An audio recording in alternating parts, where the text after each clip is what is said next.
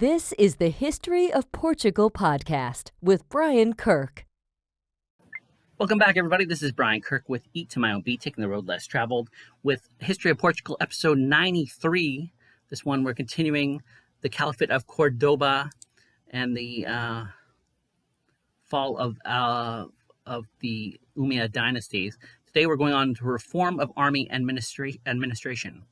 The separation between the temporal power held by Almanzor and the spiritual in the hands of the Hisham as Caliph increased the importance of military force, a symbol, along with the new majesty of the Chamberlain's court. Rival of the Caliph himself, of the power of Almanzor, an instrument to guarantee the payment of taxes. Almanzor successfully continued the military reforms begun by Al-Hakam and his predecessors, covering many aspects. On one hand, he increased the professionalization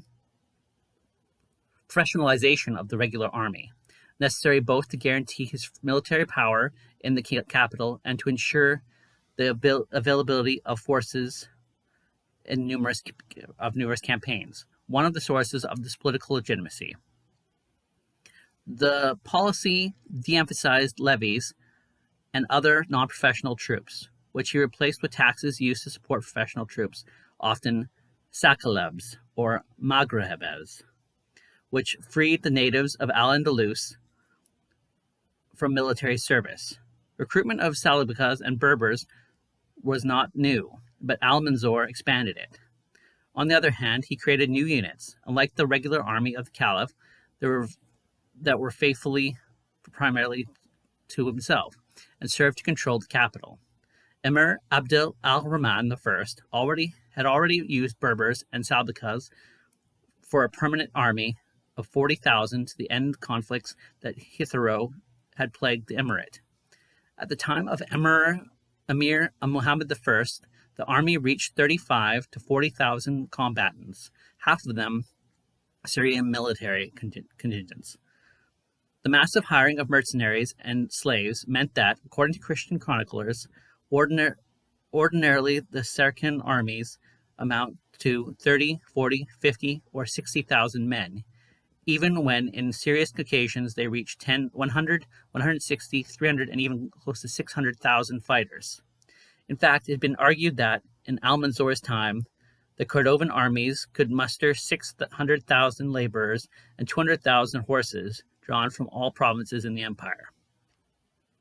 In order to eliminate a possible threat to the power and improve military efficiency, Almanzor abolished the system of tribal units that had been in decline due to the lack of Arabs and the institution of pseudo-feudalism on the frontiers, in which the different tribes each had their own commander and had caused continuous clashes, and replaced it with mixed units, without clear loyalty under orders from administrative officials. The nucleus of a new army, however, was formed increasingly by Maghrebi Berber forces.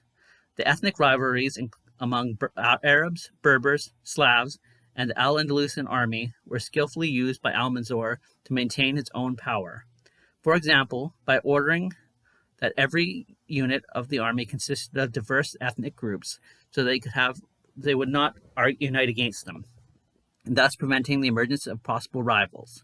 However, once their centralizing figure disappeared, these units were on the main causes of the 11th century war called the Fitna of Al-Andalus. Berber forces were also joined contingents of well-paid Christian mercenaries, who formed the bulk of Almanzor's personal guard and participated in his campaigns in the Christian territories. Almanzor's completion of this reform, begun by his predecessors, and fundamentally divided the population into two unequal groups, a large mass of civilian taxpayers and a small professional military caste, generally from outside the peninsula.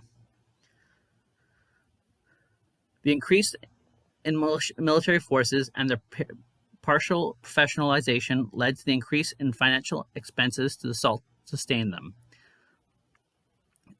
This represented an additional incentive to carry out campaigns, which produced loot and land which would pay the troops. These lands, when handed over to the soldiers as payment, were therefore subject to tribute and ceased to operate under a system of border colonization. The Caliphon Army was founded by the tax-paying farmers in exchange for military exemptions and consisted of local recruits as well as foreign mercenaries, Berber militias, Slav and Black Slavs, mercenary Christian companies, and jihad volunteers.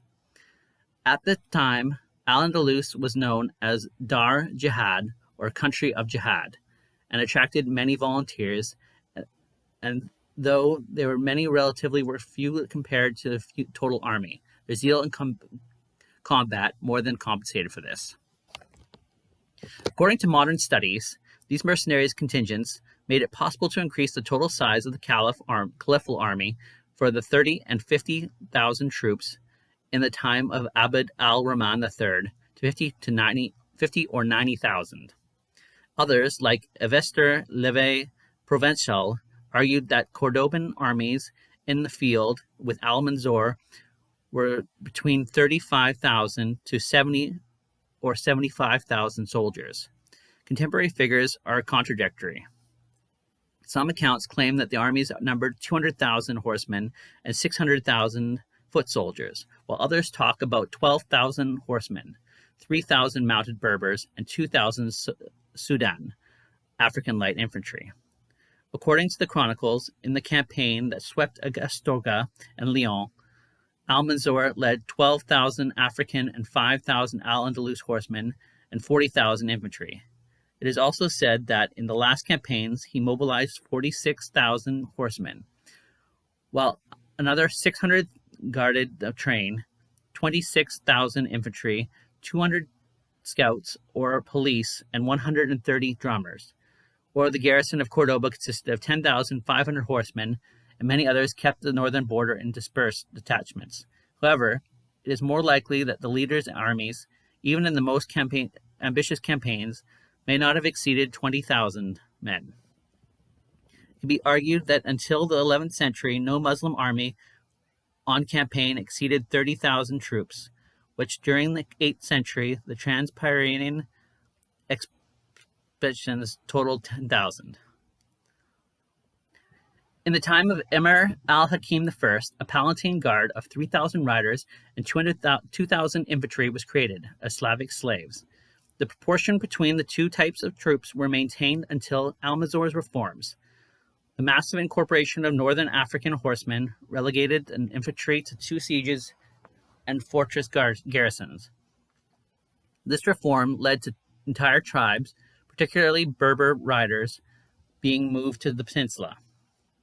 The main weapon of the peninsular campaigns was required speed and surprise, was the light cavalry.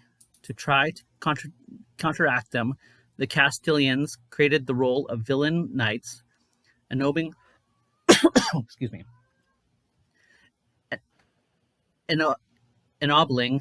those free men who were willing to keep a horse to increase the mounted units through the Pharaoh de Castarozer of 974. For similar reasons, the Barcelonian Count Borel II created the figure of the Homes of Parthage, who obtained privileged military status by fighting against the Cordoban armies on horseback. After losing the capital of the fall of 985, in contrast to the prominent role the navy had played in the previous decades under Abd al-Rahman III,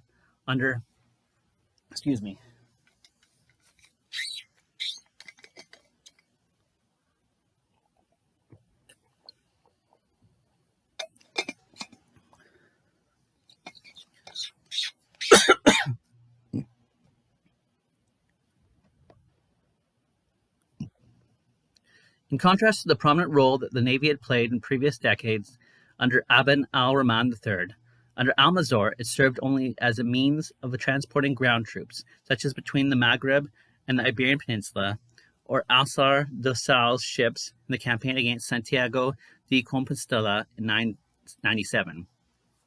During this time, military industry flourished in factories around Cordoba. It is said to be able to produce 1,000 bows and 20,000 arrows monthly, and 1,300 shields, the 3,000 campaign stores annually. As for the fleet, its network of ports was reinforced with a new base in the Atlantic. An Alcéar de Sal, which protected the area of Coimbra, recovered in 980s and served as the origins of the units participated in the campaigns against Santiago. On the Mediterranean shore, the naval defense was centered at the base of Almeria, now Emara. The dockyards of the fleet had been built in Tortosa in 944. Initially, the maritime defense of the Caliphate was led by the Aben al-Rahman ibn Muhammad ibn Ruhamis, a veteran admiral who had been served under Al-Hakam II and the Qadi of Alvira and Pachia. He repulsed raids by Al-Magas, idolaters, or Al-Urdurmirian, men of the north, Vikings, in the west of Al-Andalus in the mid-971. End of the year, when they tried to invade Al-Andalus, the admiral left Almeria and defeated them off the coast of Algarve. In April 973, he transported the army of Ghalib from Algeciras to subdue the rebellious tribes of Maghreb at the end of the Fatimid ambitions in the area. In 997, when Al-Andalus fleet hit the Galician coast, in 985, he ravaged the Catalans. During the Catalan campaign, Gusifred I, Count of Eburis and Roussillon, tried to gather the army and keep back the locals, and several flotillas of Berber pirates threatened their coast, forcing them to stay to defend their lands. To endure control of the military, Almanzor eliminated the main figures who could have opposed his reforms. In addition to the death of Ghalib, the participation of the governor of Zaragoza in the plot of the eldest son served as justification to replace him with another, more amenable member of the same clan, the Banjud Tujub, the admiral of the fleet, who maintained the significant budget, was poisoned in January of 980 and replaced by the man faithful to Almanzor. As the army has encouraged the recruitment of Berbers faithful to him, so the administration has favored the Sablakas in the determinant of native officials, again with the aim of surrounding himself with a personal loyal only to him.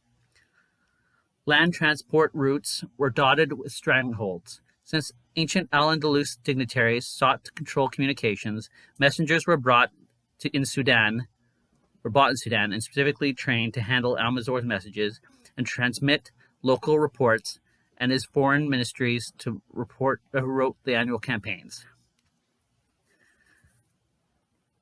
The Caliphate, ruled by Almanzor, was a rich and powerful state.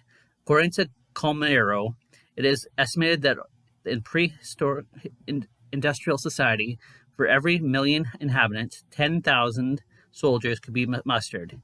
Even assuming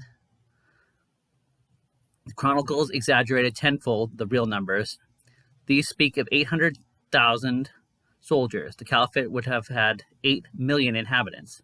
Those who had used the bullish criteria estimated between 7 and 10 million, but the population was probably much fewer. Traditionally speaking, around the year 1000, the Caliphate occupied 400,000 square kilometers and was populated by 3 million souls. By comparison, the Iberian Christian states comprised 160,000 square kilometers and 500,000 people.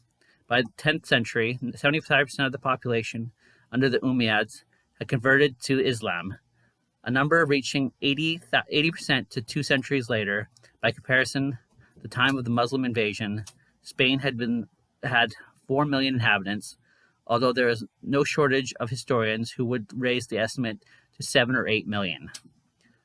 His realm had also large cities in Cordoba, which surpassed 1 million, over 100,000 inhabitants. Toledo, Almeria, Granada, which were around 30,000, and Zaragoza, Valencia, Malaga, all about 15,000. Contrasted sharply with the Christian North and Peninsula, which lacked large urban centers.